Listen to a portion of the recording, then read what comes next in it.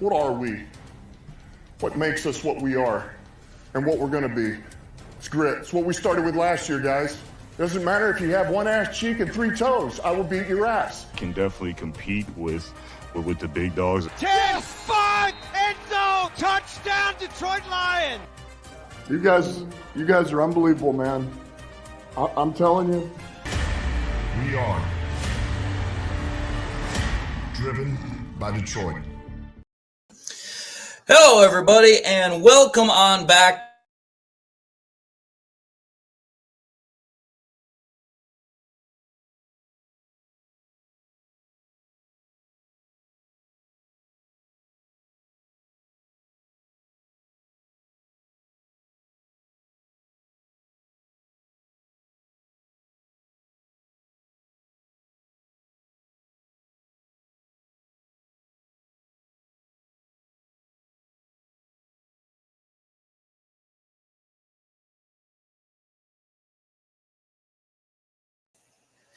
Yeah, sorry about that, guys. I don't know what the hell happened there. I do apologize. My freaking camera decided to cut out for some dumb reason or whatever. But anyway, I'm going to just start with this because, oh, wow. This game that we just witnessed, that we just watched of the Detroit Lions for preseason against the Giants, that was not at all what the hell I was expecting to see. Obviously, I expected it was preseason. It wasn't going to be the greatest. I did expect that. But, dude, that was downright pathetic. That was horrible. Because, I'll be honest, there was a lot from that game, from different positions, that I was not too particularly appealed with. I was not very impressed with. And the first thing I was not impressed with was how our offensive line and our defensive line was not doing a very good job. It seemed like the Giants on either side of the ball, for either side of the lines, were just completely controlling and dominating our defensive and offensive line. Like, there was no ability to move or garner any sort of control at the line of scrimmage. Because if you think about it, their freaking running back, Eric Gray, he ran all over us. And realistically, other than Sione Vaki, we really didn't get a whole lot of traction on the running game. So it was like, dude, the depth apparently that we have at our freaking offensive line and our defensive line, especially when you start getting into like the third string stuff, yeah, I was not very impressed with that at all. So that was something that I was like, okay, that is a big, big red flag, because it's like, okay, here. We already know that our starters are in a very, very, very good spot. There's nothing wrong with our starters. But if our backups have to come in, that's where things are going to start getting like really, really bad. That's where things are really going to get into a problem. Now, I can already see that there are quite a lot of comments that are coming in about Hendon Hooker and Nate Sudfeld. So here's what I'm going to say about this, because I already know that's where a lot of people are going with this conversation. They want to talk about that. I'm going to say this. I was not impressed with either of them. I was not impressed with either Nate Sudfeld, and I was not impressed with Hendon Hooker. And I'm going to tell you why for both of them. The reason I wasn't impressed with Nate Sudfeld, which quite plainly obvious, he was just not good at all. There were times I was seeing replays, and you could see wide receivers were so open that he just completely missed the read. Go back to that one where he threw it to freaking Tom Kennedy on the out route. If you look in the very back of that replay, freaking Fountain is wide ass open. And it's like, dude, if you'd have just stopped and read the field for half a second more, you could have thrown the ball way down the field and gotten a first down. But yet that was what was going on for the first half of the entire game, was that Sudfeld just kept throwing the ball short. He looked timid. He looked uncomfortable. He did not look like he wanted to test the defense. And I was just like, dude, that is a no-go. It's like, you have more experience in this offense than Hooker. You should have no problem throwing that ball down the field, especially with guys that you've been working throughout all of training camp with.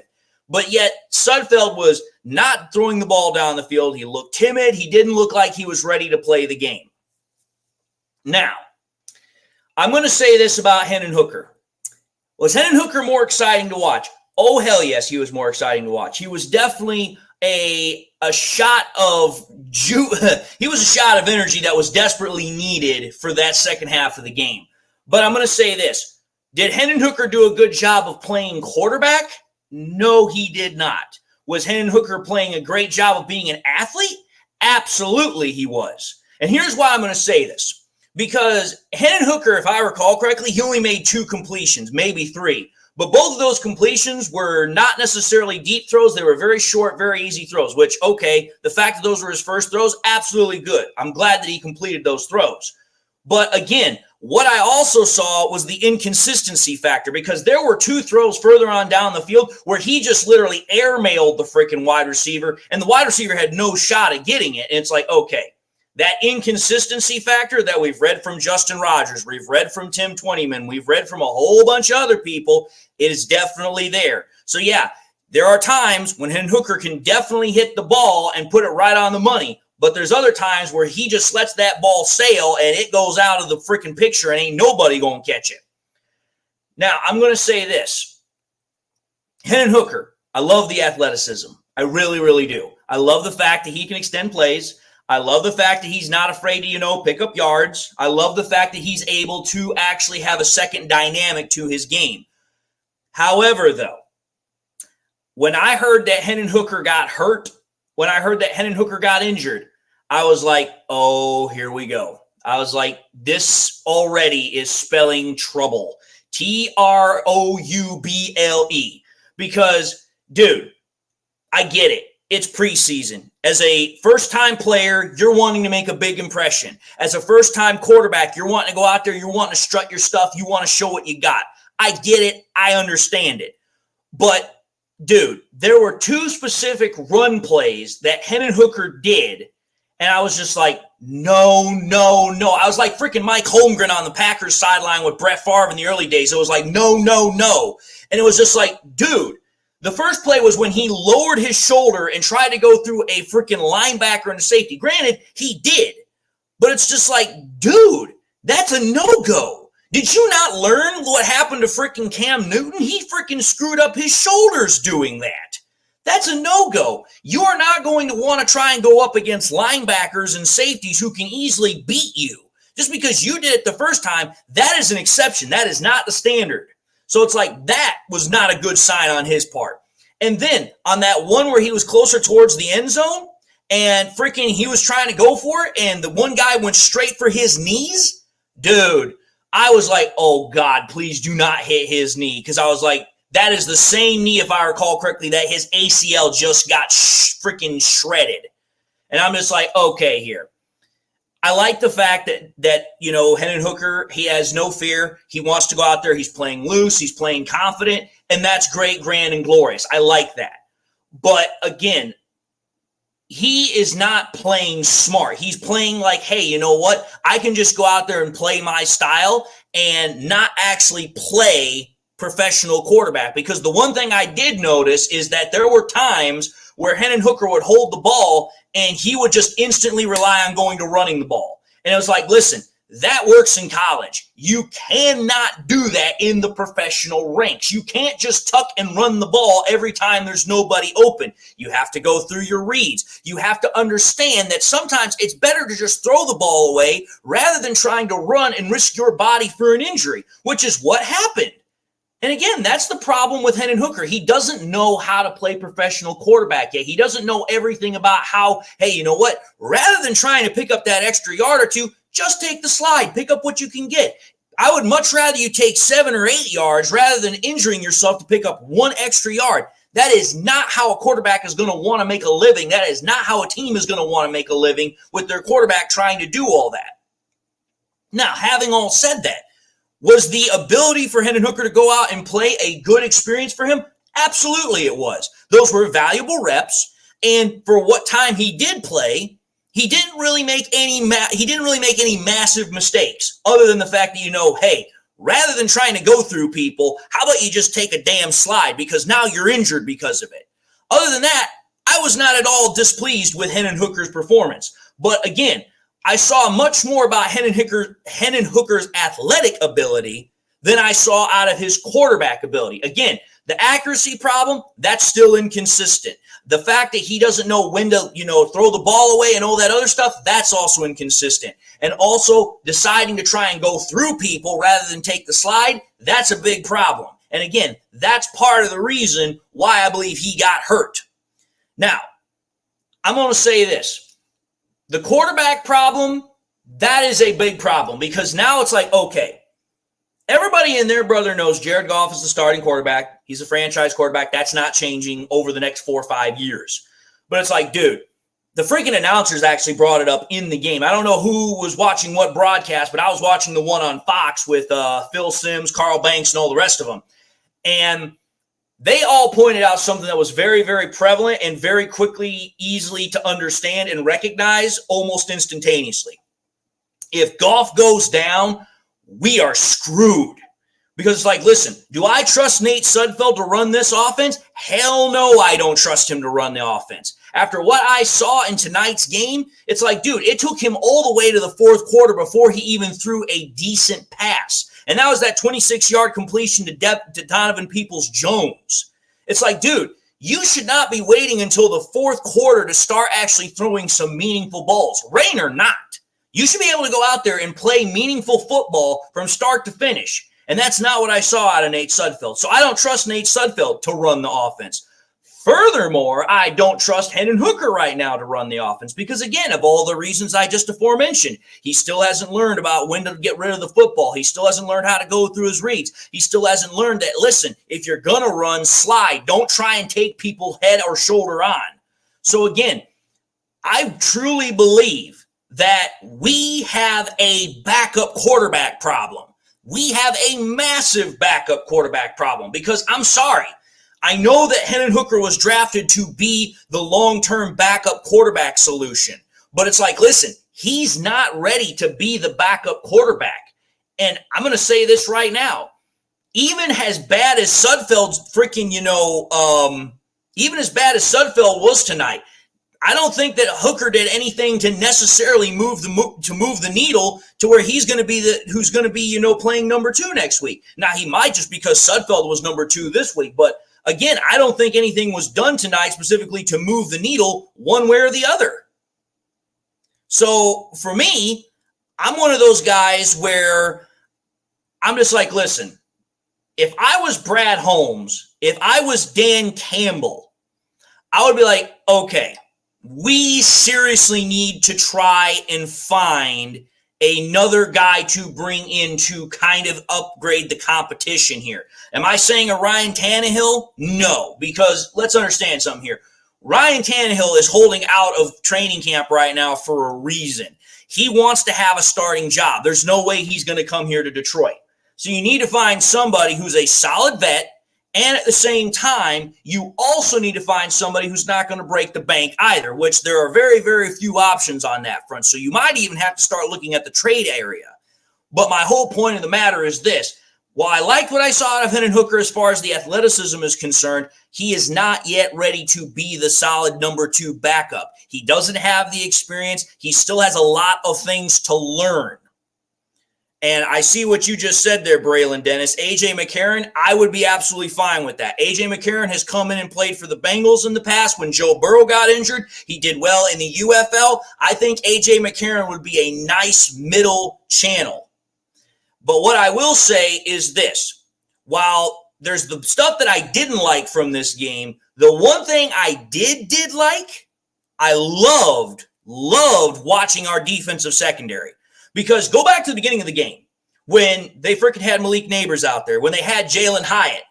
Dude, freaking Drew Lock couldn't do anything. Drew Lock couldn't find anybody open. And then on top of that, freaking Brandon Joseph got an interception to start the game. And that was thrown into double coverage. So when I take a look at what I saw, that secondary already showed that it's already improved. Because think about it. We had 2 rookies that were out there on the field with an undrafted free agent that, granted, was there last year. But we're talking about a lot of guys that are still inexperienced in comparison to what we had in the past. And they were able to hold that Giants passing game in freaking check. Now, that's not to necessarily mean that we didn't do some things wrong during that period. Because there was one time, I think it was I think it was Rakestraw. He was covering, and he got behind. Drew Lock just missed freaking Neighbors, was wide ass open behind Rakestraw. He just lost him. And again, that's one of those things where it's like, okay, you come back in Monday or Saturday or whatever it is because it's a preseason game. You notice that in the freaking film session, it's like, hey, you know what? This play didn't result in anything bad. But once we actually get to the regular season, the starting quarterback's not going to miss that kind of stuff. You actually you have to take a better attention to what's going on behind you because sometimes you might not have safety help back there. Now, other than Rakestraw and other than Arnold, I thought Amik Robertson had a really, really good game. There were a couple of times where he was really solid in coverage. I thought he did a pretty good job tackling. So Robertson, actually, I thought was probably the best cornerback out of the entire trio tonight because he actually showed that he can play in the slot or the nickel. He did a very good job in tackling. I thought he looked the part. I thought he did exactly what we signed him to do. So for me, I thought that our secondary did a really, really good job because the secondary actually did what it was supposed to do in the beginning of the game, which was, hey, don't let Neighbors run free. Don't let anybody else get back there and run free. So for me, it was like, okay, that was something that I really like to see. And I see this comment here by I'm not going to try and pronounce the first word, but Enthusiast, he says, can we sign Ryan Tannehill, please? If Goff goes down, we are screwed. Listen, I just said this literally like 5, 6, 7 minutes ago. I agree. We need to get somebody else in that quarterback room behind Jared Goff, but Ryan Tannehill, I don't think is the answer. The reason why is because there's a reason why Ryan Tannehill has not signed with a freaking ball club to this point. He's waiting for somebody to have an injury to their starter, or they're in such dire straits that they need to bring in a veteran who can be a solid, bridge for whatever reason. That's what he's looking for. He wants a starting job opportunity. He does not want to be a backup. There's a reason why he's waited as long as he has. That's why when Braylon Dennis suggested A.J. McCarron, I thought that was a really good option because A.J. McCarron has experience. He's been playing well in the UFL. He did a very good job in relief of Joe Burrow with the Cincinnati Bengals. I think that would be a significant upgrade over Sudfeld. And I think at that point, it's not really going to cost you much difference. So for me, I would prefer that option over anything else. But that's just me. Now, I will say this. Somebody brought this up in the comments, and I'm going to say this right now.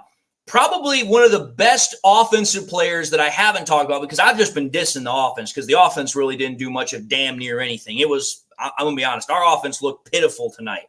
The only player that I thought looked really good offensively was Sione Vaki.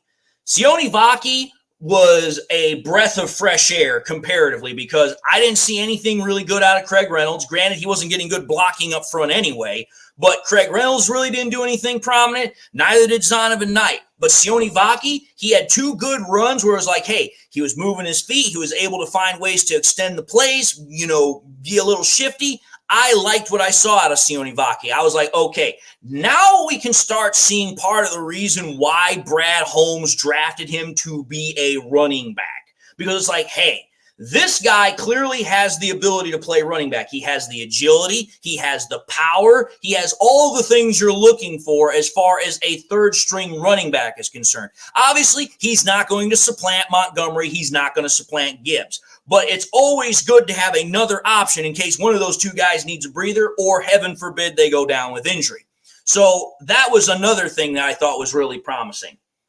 Now, I'm going to say this. The last player that I thought was really, really promising from, tonight's game was Jake Bates. I know there was a lot of people that were very concerned about Jake Bates in this game because they're like, listen, he hasn't kicked outdoors a whole lot. He's been very inconsistent at practice as far as making consistent attempts, blah, blah, blah, blah, blah, blah, blah.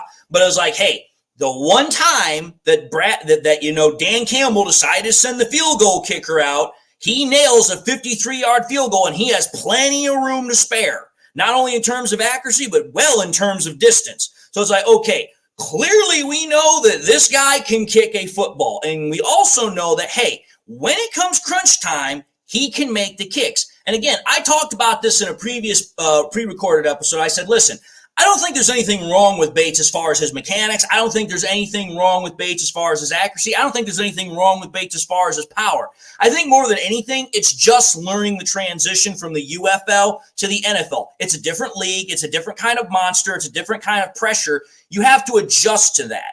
And I think that after having his first game in the NFL, even though it's a preseason game, the fact that, hey, he goes out there, he kicks a 50-plus yard field goal, nails it, no problem, that is really going to help out his confidence. And I think all that's going to do is continue to make things better for him.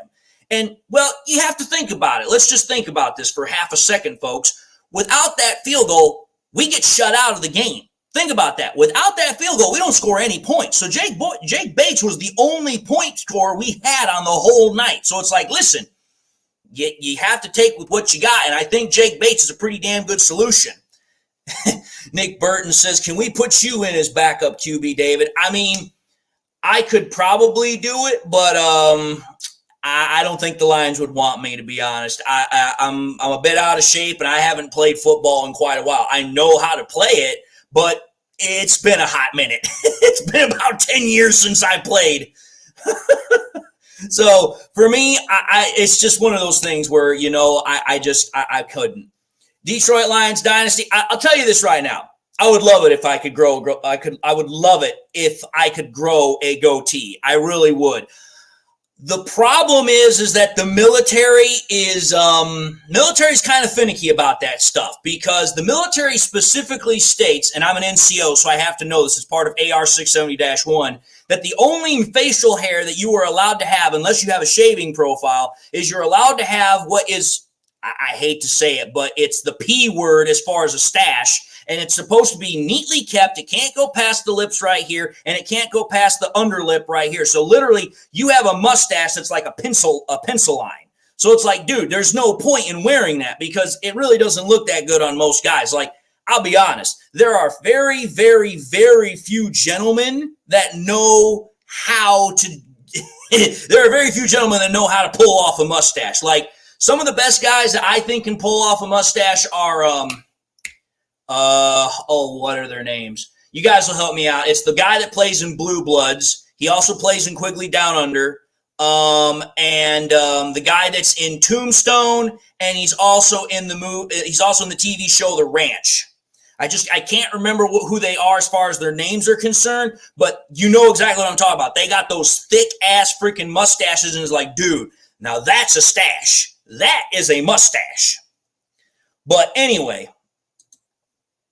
Tom Selleck, thank you. That's the one guy. And then there's the other guy that's from, like I said, he's in Tombstone. He's in the first Ghost Rider. He's in Sam Elliott. Thank you. Sam Elliott and Tom Selleck. Kurt Russell can also do it pretty well, but he looks better with a full beard, I'll be honest. When I've seen Kurt Russell, he looks good with a full beard. I think it's part of the reason why they made him Santa Claus in those Netflix movies. But no, I mean, I would love it if I could grow facial hair. I really, really would. But the military is very, very finicky about who can have facial hair. You can only have facial hair in a couple of situations. One, if you have a shaving profile. But even in a shaving profile, you're only allowed a certain inch. I think it's like an inch or a half an inch. And you can't trim it. You can't style it. It just has to grow naturally. If you're of a certain religious faith, you're allowed to wear it. Like I know people that are of the Hindu expression or Sikhs, they're allowed to wear it. I also know that if for whatever reason, what is it? There's another specific way you can also wear it. There's a couple of ways. Oh, if you're in special forces, like they call it what is known as a garrison beard. If you're out in the field and stuff like that, you're also allowed to grow a beard. But very, very few different kinds of ways you can actually get away with wearing a beard. And I'm not in any of those cases. Now, yes, Patty Grimes, you are correct. Civil War generals had a lot of mustaches. They had a lot of beards, and that's great and all. The only problem is back in those days, we didn't have chemical warfare, which we do now. Hence the reason why we're not allowed to wear the mustache or beards, because they say that it affects the ability to, it affects the ability for you to seal a gas mask. But I've been going on way too long about facial hair here. David Barnett asks if there's been any update on Hooker. Hooker got a concussion, And Hooker got a concussion probably from when he tried to run and freaking got, he gave a good shoulder hit, but not a good idea. But getting back to my original conversation here about the Lions football, which I think the last thing I was talking about was Jake Bates. I think Jake Bates is going to be fine. I really do. Now, I still expect that the Lions are probably going to bring in another kicker to compete with him because of the fact that, again, the Lions are of the mindset, Dan Campbell, Brad Holmes, they're of the mindset where they're like, listen, we don't want to hand a job to anybody. We want you to earn the job. We want you to go out there and prove that you're the best person for the job. So I think that the Lions are still probably going to try and find somebody, but whether or not that person's going to be able to really compete with Jake Bates at this point, I really don't see that happening. Now, I keep saying this. I keep seeing this comment from Juan Buchanan, and I'm going to say this right now. Wide receiver 3. Okay, is it a bit of a concern? Maybe. And here's the reason why I say this. And I also see you too, Bronzuko. I also see this. Wide receiver 3 is possibly a problem because of the fact that we really didn't see anything tonight. And that's the problem. We really didn't see a whole lot out of the wide receivers to say, okay, is there anybody that's really making any separation here? Because realistically, the only receiver that made any solid catch was Donovan Peoples-Jones, and that was at the very end of the game. Other than that, the receiving corps for both teams really didn't do a whole lot. Now, whether or not that was because of how bad the quarterbacks were playing, or if it was because of the rain, or if it was because of the fact, the wide receivers were being covered very well by both secondaries, I don't know. But the point of the matter is that I've said it before, I'll say it again. The wide receiver 3 competition is in essence going to come down to Donovan Peoples-Jones and Darius Fountain. That's who it's going to come down to. There's no doubt about that in my mind. Either it's going to be DPJ or it's going to be Fountain. I know that some people are still high on Williams. I know some people are also high on others, but it's like, listen, between Peoples-Jones and between Fountain is where I think the wide receiver 3 competition is truly going to go. And honestly, tonight's game is not going to move how anything on that happens, because between the two of them, only one had a catch, and you can't really make a determination based off of one lousy catch. That's just not going to happen. So that competition, I think, is still much in the air. We're still going to have to figure out who that is over the next couple of weeks, obviously with the practices and obviously with the games. Somebody's asking about how did Matthew Betts do? Matthew Betts, how do I put this? He played primarily on special teams, and there were a couple of times I saw him make some tackles. I thought he played okay, considering the fact that the only time I remember even hearing James Houston's name was when he got called for a penalty, which never want your name being called for a penalty in a preseason game, because Houston's been there before, and if your name's getting called for a penalty, especially in terms of an offsides, that's not good. But other than that, no. I mean, Betts kind of looked okay. Didn't look all that great, but it wasn't anything super special. It wasn't anything to write home about. It was just kind of like, whatever. He was there. He had some special team reps. He had some meaningful reps on defense. Wasn't anything super special. Independent Aquaman, no, Betts did not get any sacks, but we did, if I recall correctly, get 2 or 3 sacks, but Betts was not one of them. I'm trying to think here. What else would I probably think was a big problem from today's game? This would probably be another problem.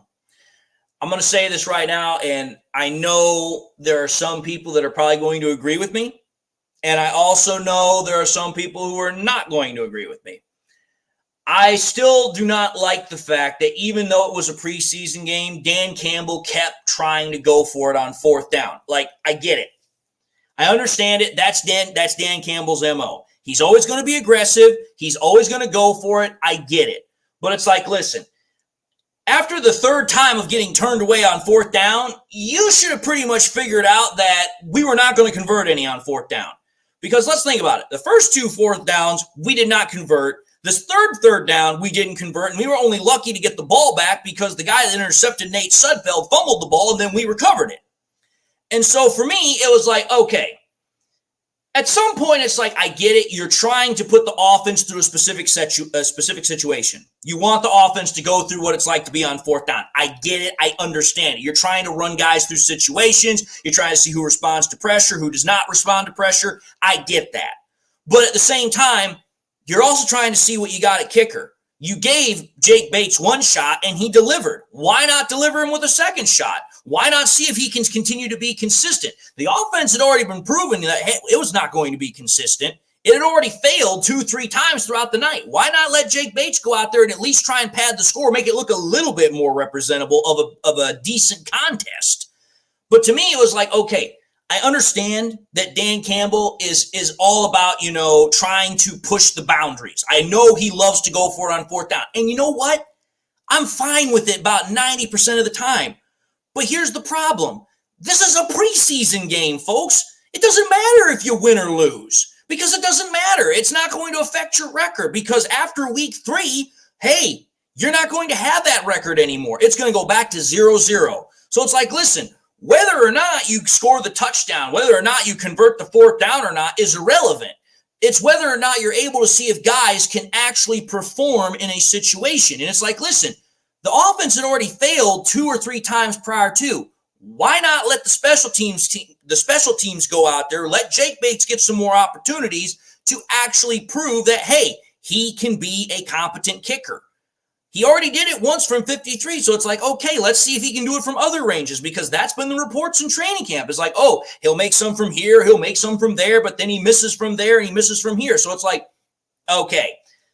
Again, it's one of those things where it's like, you have a love-hate relationship with it. I love the fact that Dan Campbell is aggressive. I really do. But there's times where it's like, dude, you could step back and be like, listen, we don't need to be aggressive every single time on fourth down. Because it's like, I think Jack Fox only punted the ball 3 damn times. And it's like, dude, you could have easily had Jake Bates kick a couple more field goals rather than going for it on fourth down. But whatever. The point of the matter is that was something else that kind of bugged me because it's like, listen, this should all be about trying to see what you got at certain positions. You already have pretty much seen what you got at offense from the night. Ain't doing any good. So let's try and look at other positions, shall we? That was just my personal thought. I'm going to say this. There was one other individual that I thought did really, really well. I can't remember his name. I think it's Ezami Akui, I don't know. I know he's one of the defensive linemen or linebackers, but I kept hearing his name making tackles. I thought he did really good. And obviously, of course, I'm going to mention Brandon Joseph because he got that interception, and that was a really, really great interception. Deidre Garrick asks, who do I like better, Sudfeld or Hooker? Okay, I'm going to answer this as truthfully as I possibly can.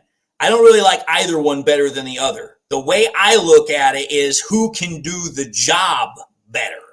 And at this point, I'm not comfortable with either of them. Hooker's got the better ceiling. He's got the better upside.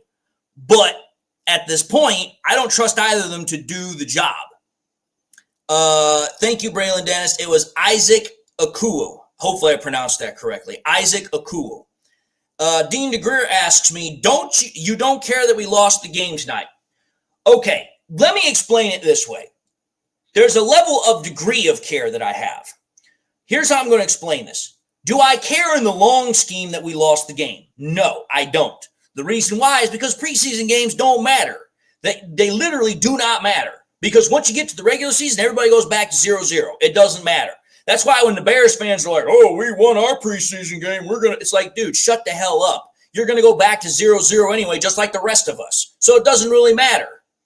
Braylon, I saw that. That's why I said Isaac Akuo. That's why I said it. I don't know if I pronounced it correctly, but hopefully I did. But getting back to my comment about the whole thing of losing the game tonight,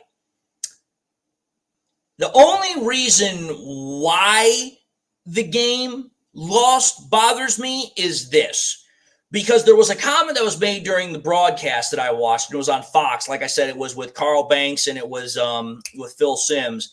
And they said that when you're taking a look at these preseason games, at least now anyway, it's based upon what you have at depth. And that was a really, really key piece to me. So it's like, okay, based upon what we have at depth, How did that game look? Pretty much it told me this. Our secondary depth, great. We've got great secondary depth, and the fact that, Rakestraw and Arnold were out there, they did good. I think our secondary is in a great spot. I think we have a good, a third string running back in Vaki. I think we have a solid kicker in Jake Bates. But our offensive line depth, our defensive line depth, that was a big red flag. That was a humongous red flag. Then when you start taking a look at the wide receivers, and again, depending upon how you want to look at that, whether or not they could get separation from, the cornerbacks, or because it was raining, or because the quarterbacks were doing terrible, I don't know. But the point of the matter is that when you lose a game 3-14 and you're basing the game off of how well your depth is performing in relation to others, that is something that is not good. And that's about the only area where I'm upset about the fact that we lost. Now, to answer your question, Nick Burton, I do not think Davenport played. And the reason why is because he's quote unquote considered the starter because he's the veteran. I know Houston played. I know Betts played. So as far as I'm concerned, I don't think Davenport played because I think they said none of the starters for either team played.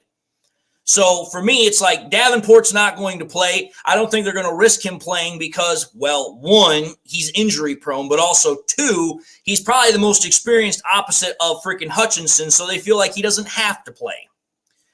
But going back to my whole point here is that when I take a look at this game for what it truly was, were there positives? Yes, there was. But the problem is that the positives were greatly outweighed by the negatives.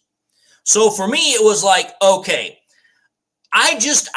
there are parts where I'm happy and there's parts where I'm not happy because some of the guys that were on the offensive line that I thought didn't do very well, Manu didn't look particularly good.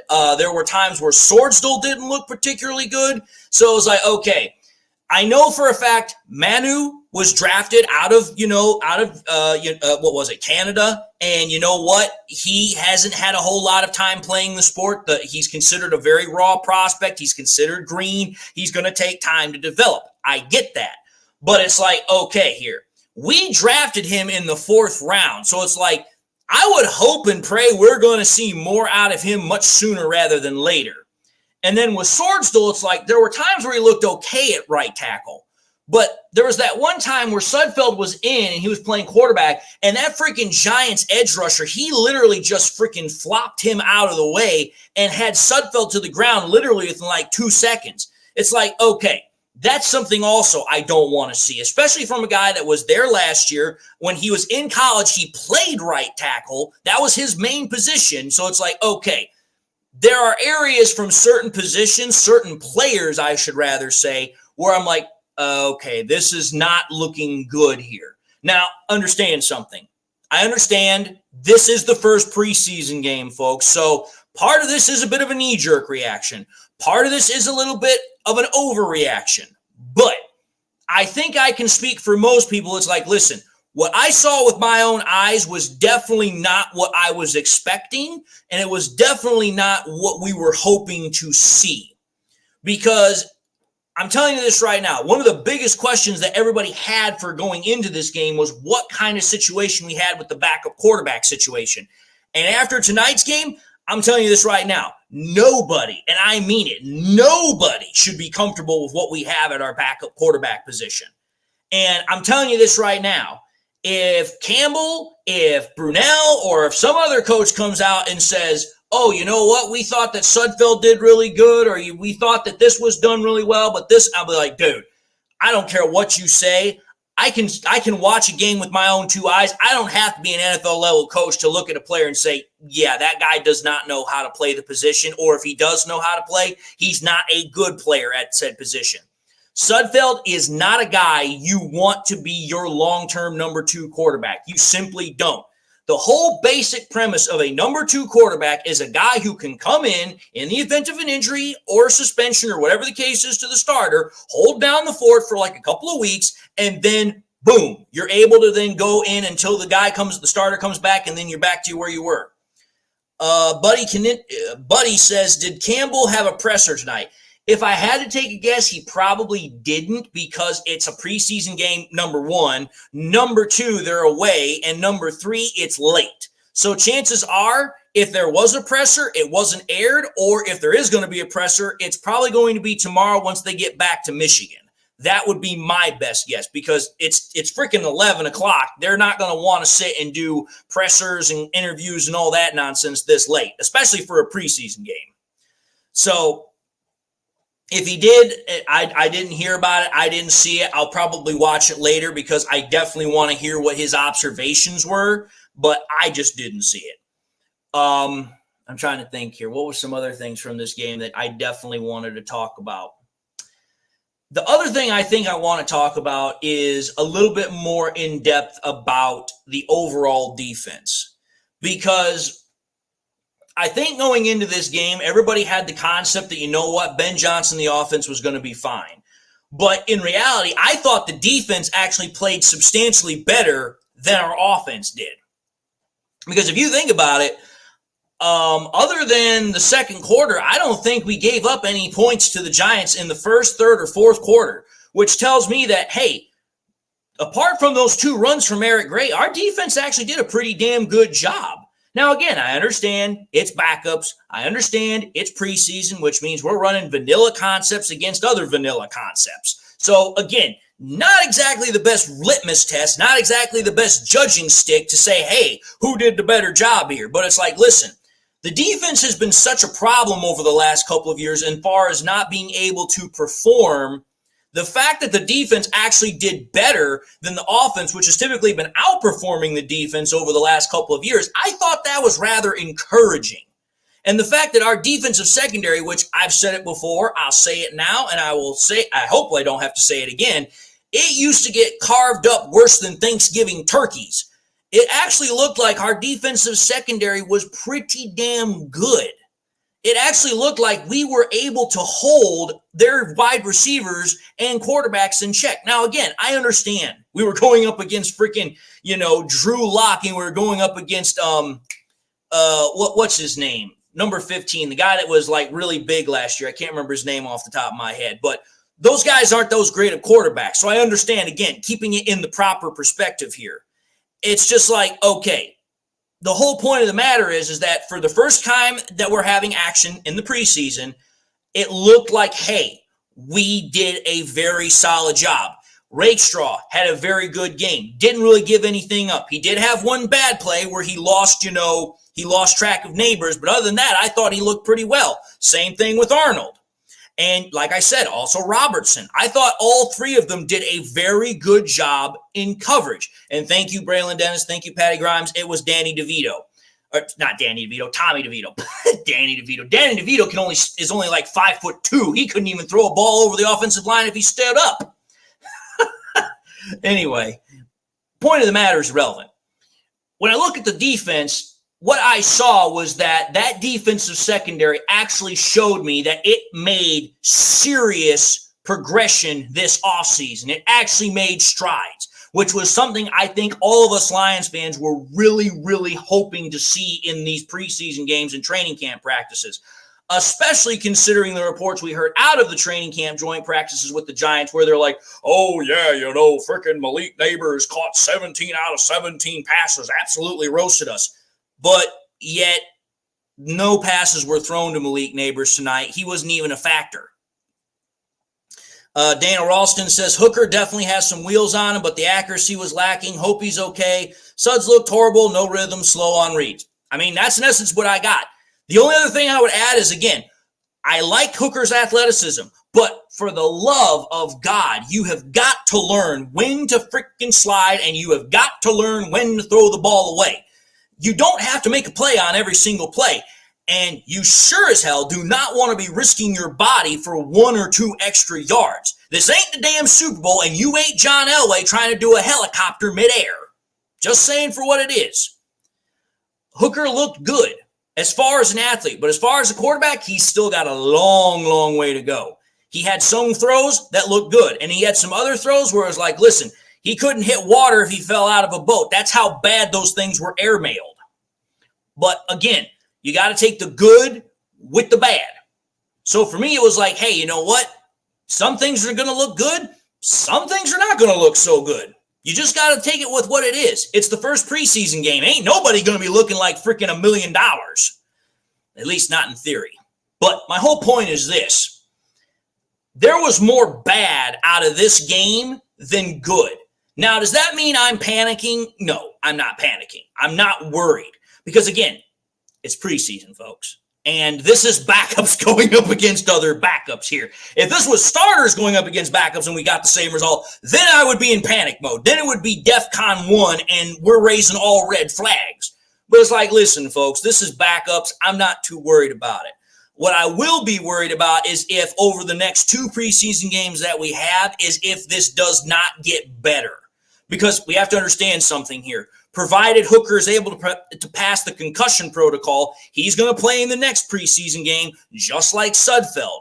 And provided if they don't add any other quarterbacks, just like everybody else, provided the ones that got injured tonight, which I think there were 3 guys that got injured. And one was Green, one was Galvin, and there was another guy who was a defensive lineman. I can't remember who he was. But it seemed like the one that was the lineman injured his leg, and the other 2, Galvin and Green, they had concussions. And then obviously Hooker got hurt, but we saw him leave later.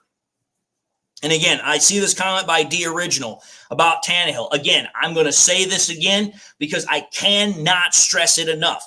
The Lions will not need to get, the Detroit Lions will not be able to get Tannehill. It's just not going to happen. Again, I understand the allure. I understand the attraction to get Tannehill. Tannehill is the best quarterback on the market right now, and he would be the best backup quarterback that the Lions have had in a long-ass time.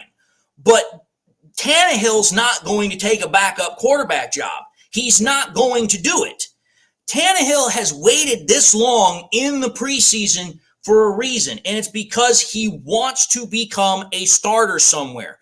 And let's call it for what it is. There are teams out there that do not have the best starting quarterback positions, and he knows it. All he's waiting for is for somebody to get injured or for somebody to say, hey, we don't like what we got at our starting quarterback position. We're going to bring in Tannehill because we know he's the most seasoned guy out there. He's got a lot of experience, blah, blah, blah, blah, blah, blah, blah. And then they'll sign him to a 1-year, $20-something million deal to come in and play quarterback. That's what he's waiting for. Again, that's why I go back to what Braylon Dennis said. Braylon Dennis offered up A.J. McCarron. A.J. McCarron, in my opinion, would be the best possible option for us to have a backup quarterback position answer because he's got the experience. He's got more experience than Sudfeld. He's definitely playing a lot better than Sudfeld has at any point in his career. And he's got a little bit of what both Sudfeld is supposed to be, which is a pocket passer, but he also can move a little bit like Hooker. Now, I'm not saying he can move like Hooker. I'm just simply saying he has a little bit of that ability. There's a big, big difference there. T says, Vaki is too slow to back up for Gibbs and Monty. I don't know about that. I don't know if I'd say he's slow.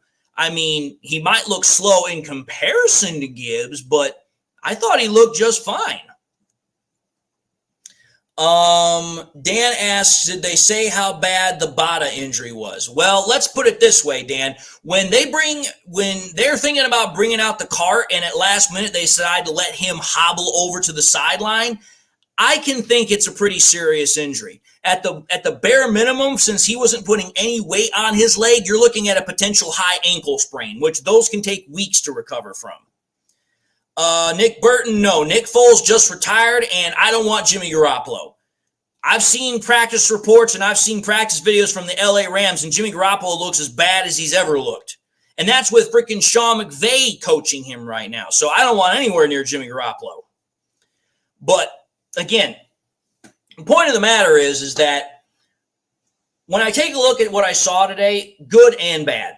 But I'm trying to keep everything in the proper perspective for what it is. It's the first preseason game. It's backups on backups. Let's not get too over the top with like losing our cool right now. Yes, it sucks what happened. We lost the game. But at the same time, it is a preseason game. let's just keep it in the proper perspective. It doesn't really count at the end of the day. And again, we're trying to evaluate who's going to make the final 53-man roster. So you're going to expect at a certain level, there's going to be guys that are not going to perform very well because they're the guys that are going to make it easy on who gets cut. Just saying for what it is. But again, like I also said, the fact that there were certain positions where it just looked like there was no continuity, it looked like there was no rhythm, it looked like there was nothing of any value that was coming out of the position over the course of the entire game, whether it was the offensive line, the defensive line, the quarterbacks, whatever have you, those are areas of concern because it's like, okay, now we might potentially have a problem that we have to address. Dan asked, is it an Achilles sprain? Is it an Achilles tear? Nobody knows officially what the kind of injury is to the Achilles. It's just, we know it's an Achilles injury, and let's call it for what it is. Achilles injuries are not good even if they are a sprain, and if they're a tear, they're definitely not good. But again, the whole point of the preseason games, at least now, again, I'm thankful for the fact that the preseason games are what they are now because now they're an evaluation period for your backups. That's exactly what they are. Nick Burton, Mosley's out the whole year. He had a torn pectoral muscle. He's done for the whole year. The only reason he comes back is if, for whatever reason, we get into the playoffs and we're able to go deep into the playoffs. Matthew, you can say I'm wrong about, Hendon Hooker. You're entitled to your opinion. That's fine. But I'm telling it the way I saw it. Hendon Hooker, great athlete. Hendon Hooker, not so great at quarterback. He had a couple of decent plays, but there were a lot of other plays where he wasn't very good. And again, his decision-making process, that's going to be a problem that needs to get fixed. Detroit Lions dynasty, Manu didn't look too particularly hot tonight. I mean, wasn't terrible, but it wasn't great either. And again, considering the fact that he is so raw, he is so green at the position, kind of expected that. Matthew, it's not about whether or not I try to stop Hendon Hooker. That's not the point. That's irrelevant here. The point of the matter is are other guys stopping him? And let's call it for what it is. Apart from those two runs that everybody's talking about, the Giants were actually kind of bottling him up because other than those two penalties, our offense wasn't really moving. So you take those two penalties and you actually count them, the offense is kind of still stuck in the same position. And again, I'm not the one that's playing football here. I'm just offering my opinion. You can agree with it. You cannot agree with it. That's entirely your position. That's entirely your choice. I'm just giving what I saw. And since I've played quarterback, I know how to play the position. I have not played NFL level, though. I'm just offering my opinion here. Yeah, you're right, buddy. It is his first real preseason. It's technically, if you really want to be technical about it, it's his rookie year in essence because he really didn't practice a whole lot in his rookie year because he was out most of the time with the injury. And I understand that. I really do understand that. Again, Hooker, how do I put this? Hooker is trying to learn how to play NFL quarterback, but he's also trying to learn how to play NFL quarterback because he's got to learn an entirely new system of ball. When he was at Tennessee, he was in the spread offense. The spread offense is vastly different in terms of offensive scheme production and also in design compared to the West Coast offense. The spread offense is literally based upon trying to put the wide receivers out as far as possible to give them open space to run routes, and the quarterback just looks to see who's open and throws the ball. There's very little read progression that's going on. The West Coast offense is completely different. It's all about timing. It's all about reads. It's all about there's a specific set of production. There's a specific set of circumstances that you have to go through, and it's like boom, boom, boom, boom, boom, boom. It's like a clock that's going off.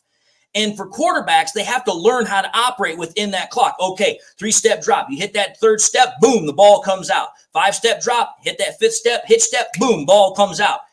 It's timing. It's repetition. It's understanding how to work within that system. Hendon Hooker has not worked in that system. It's going to take time for him to acclimate to it. And it's especially going to take time considering the fact that, yes, his very first year, he didn't have time to acclimate, but also the entire time he was practically in college, he almost didn't practice or play in a pro-style offense. So he's having to pretty much relearn how to play quarterback. Matthew says, I will bet a 3-piece Popeyes chicken dinner right now about Hooker is not a solid backup. Shoot, some teams are calling about Hooker. He should have went first round. Okay. I'm just going to say this right now, Matthew. If Hooker was a first-round quarterback, he would have gone. And here's the reason I know this. We have seen quarterbacks that have gone in the first round that were injured.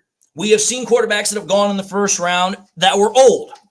Hendon Hooker was both old and injured. And again, if there's a team out there that is desperate for what they consider a franchise quarterback, they will make the move. They will go out and do it. Nobody made that move for Hooker.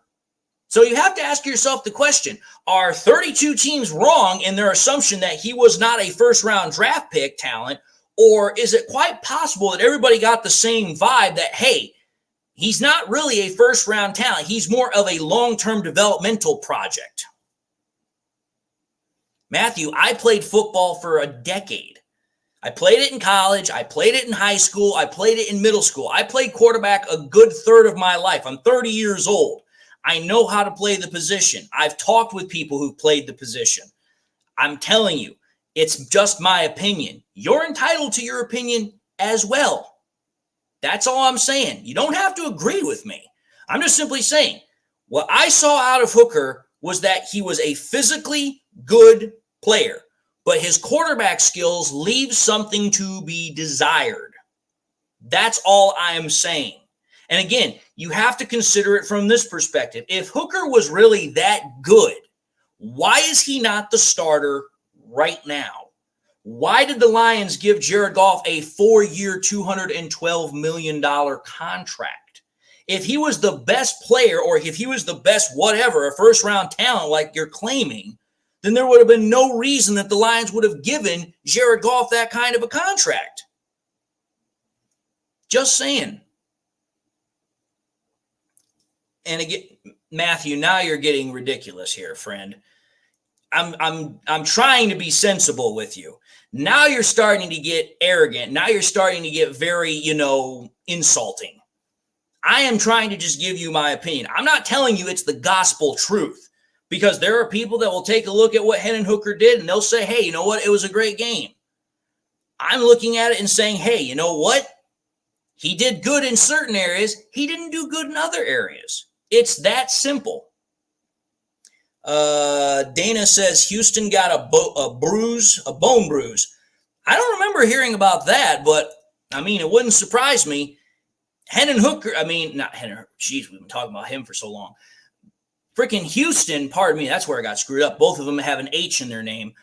Houston, this has been one of the biggest problems I've had about Houston ever since of last year with the whole injury that he had to his ankle, is that I've wondered if he has the fortitude to continue to play football. And it's like, listen, bone bruises are not comfortable. They're very, very painful. And it's like, listen, at this point, it's like you got to start wondering if he can actually hold up and play. And between Davenport and Houston, that kind of only leaves Betts left. And Betts still is trying to learn how to play everything within the defense that, the Lions are trying to run. So again, kind of a bit of a problem there too. But what I will say is this. Overall, I saw things that were good. I saw things that were bad. I definitely saw things that could be improved upon. I really did see some things that were okay. And that's part of what goes into preseason games. You want to see who's doing well and also who needs to do better. Now, Patty Grimes asked, how did Broderick Martin play? I thought Broderick Martin did okay. There were a couple of times he made some solid plays. There were a couple of times he looked like he was holding his own, filling his gap. And I don't think he played that long, but I remember distinctly him making a couple of plays. So I thought, okay, he's doing okay. So it's like, hey, you know what? Broderick Martin, again, had a solid day. Didn't necessarily do anything that was a super wow factor, but again, pretty solid. Didn't look too particularly bad. Let's see here. Tremendous says, because Hooker is a rookie and he has never played in the NFL until this year, you're being ridiculous. Who, me? Or are you talking about Matthew? I'm trying my best to give a fair assumption here, because it's like, listen, I understand he hasn't played yet. I understand that because of all the things that are going on, you can't be totally 100% harsh on him. That's my whole point and process right there. It's like, listen, I understand that, because of the fact that this is technically his first year, you have to give him some leeway. You have to give him some grace. You have to give him some latitude. But at the same time, let's also understand that between him and Sudfeld, Hendon Hooker's had more starting experience between all the years that he's been playing in terms of college and now the NFL, because Sudfeld has been primarily a backup ever since he's gotten into the NFL. Hooker was a starter for 2 years at Tennessee and also at Virginia Tech? I'm just saying. And everybody's also going to agree with me on this. Let's just call for what it is. Hendon Hooker is vastly much more talented than Nate Sudfeld. There's no competition on that one. There's no discussion on that one. That's why I say what I say about Hendon Hooker. I know without a shadow of a doubt, he should be winning the number 2 quarterback job. The fact that he's not, even as bad as Nate Sudfeld played tonight, that is the problem. That's where the concern comes into play. Because again, if Hendon Hooker was as good as some of the people are trying to tell me in this chat, then why is it that freaking Hendon Hooker was on the 3rd string team? Why did the Lions do what they did with Jared Goff? Again, it's one of those things where you have to ask those questions and you have to seriously give an answer where even if you don't like the answer, it follows the logic. It follows the facts that be. Again, that's what I try to follow. I try to follow the facts for what they are. Juan Buchanan says, we saw tonight Hooker is clearly more talented than Sudfeld, but we need to see more. Exactly. Nice way to sum that up. Braylon Dennis says, we need O-line depth bad. We need offensive line depth. Okay, let me clarify that. We need good offensive line depth. That's what we really need. We need to get good quality offensive line depth, just like we also need to get good defensive line quality depth. I think Broderick Martin's going to be a good piece, and I think there are a couple of others, but it's like, listen, the depth that we have on both offensive lines, if we start having an injury bug festation on both of those areas, we're going to be in trouble. Perry Ball says, Nate Sudfeld was awful. We need to look for a backup just in case Goff goes down. Again, I agree. And again, I specifically agree with what Braylon Dennis said. A.J. McCarron would be a perfect situation here because it's like, listen, A.J. McCarron right now is in the UFL. And don't get me wrong, A.J. McCarron is doing very, very well in the UFL. It would take a pretty decent offer for him to leave a starting gig in the UFL to come and be a backup in the NFL. But it's like, if you're truly set on having a solid backup quarterback option, A.J. McCarron might be the best option you're going to find this late in the year. Because chances of you making a trade and it working are not very good. Chances of you finding anybody in the free agency market right now are not very good. And again, I'm going to go back again. Tannehill's not the answer. The Lions are not going to get Tannehill because Tannehill does not want to be a backup. He wants to be a starter. That is the short and nut of it. He wants to start for a team. He does not want to be somebody's understudy. Patty Grimes says, get Kenny Pickett.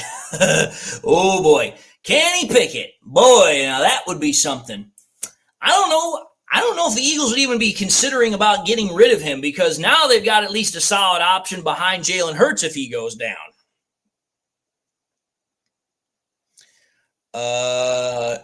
Kudos Dropkick says Hooker needs to be told just stay in the pocket and make a pass. Don't run the rock when it isn't a design play because he will get badly injured.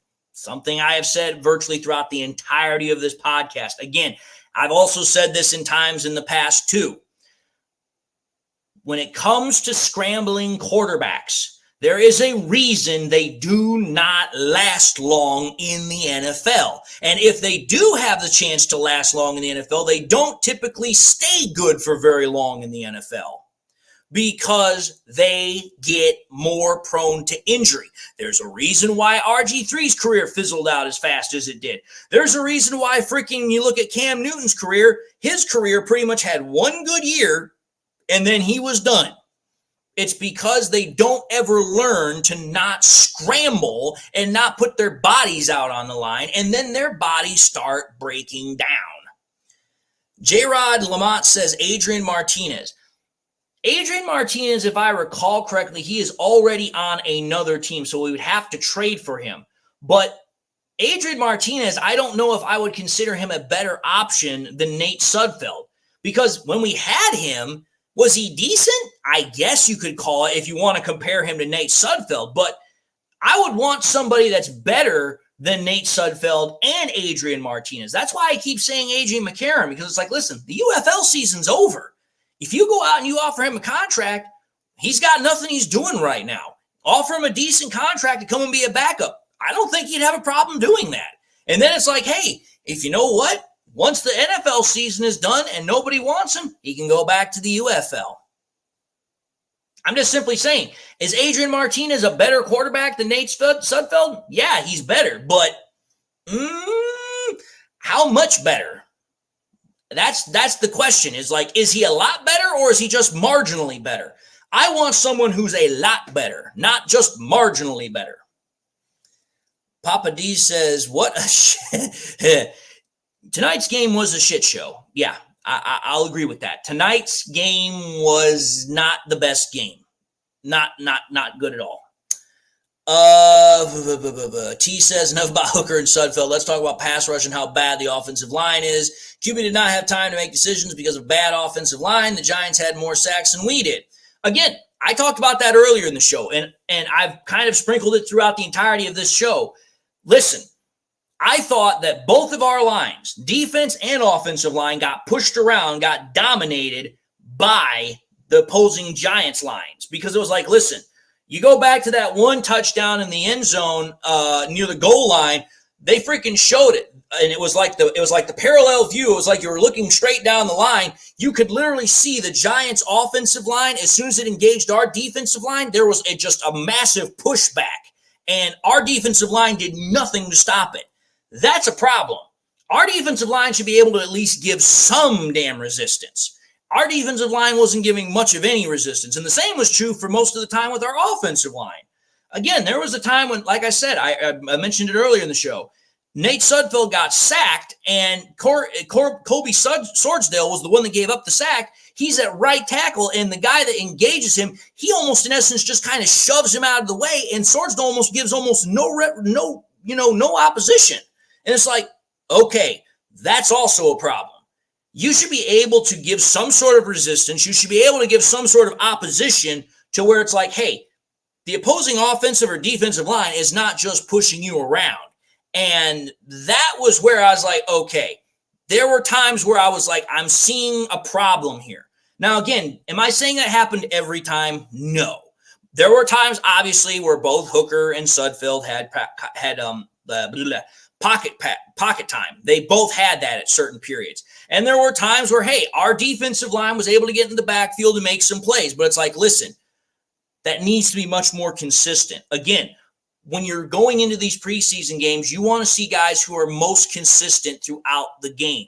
And what I was seeing was not a whole lot of guys who were very consistent. That's the troubling part. You want backups that if they are called into action, they are consistent at their job, and good consistent, not bad. That's why it's like, hey, if someone gets injured, you want them to come in to either, hey, at least provide the same amount of production or something that's reasonably close. So again, I'm just going to say this. It was a good game tonight if you wanted to observe where the backup situation was at, which let's call it for where it is. The backup situation is a bit murky in most areas. It really, really is. But there were some good areas. Like I said, the defensive secondary, I thought did very well. Rakestraw, Arnold, Robertson, I thought they did all a fantastic job. And again, like I said, I thought Vaki was pretty good for the 2 plays or 3 plays that he put up.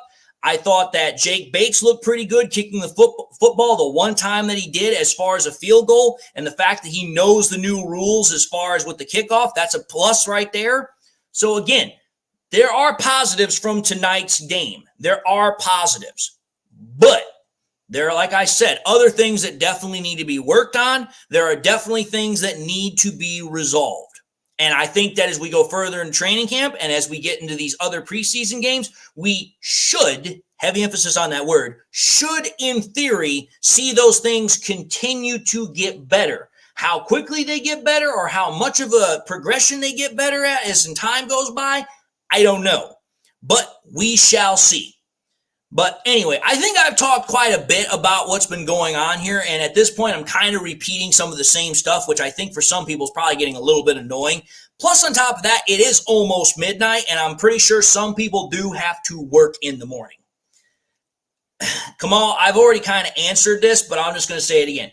Ryan Tannehill's not going to be a backup for the Detroit Lions. He's not going to be a backup for anybody. He wants to be a starter. That's why he's waited as long as he has. He wants to start for a team that's going to be in trouble, that doesn't have a starter or their starter goes down. That's what I've said. I've stuck with it virtually for weeks now. But I repeated it there once again so that way everybody can hear that, because I know a lot of people have been asking that question. But anyway, I'm going to end this live stream because, again, it is almost midnight. I know people have other stuff to do. They probably like to go to bed. They probably like to catch some Z's. So having said that, I thank you all for tuning in for this live stream. Hopefully you guys got something out of the game. Hopefully you guys were able to take a look at the game and see the things that I saw. If not, hopefully you guys were able to see other things and we can talk about them in, future episodes.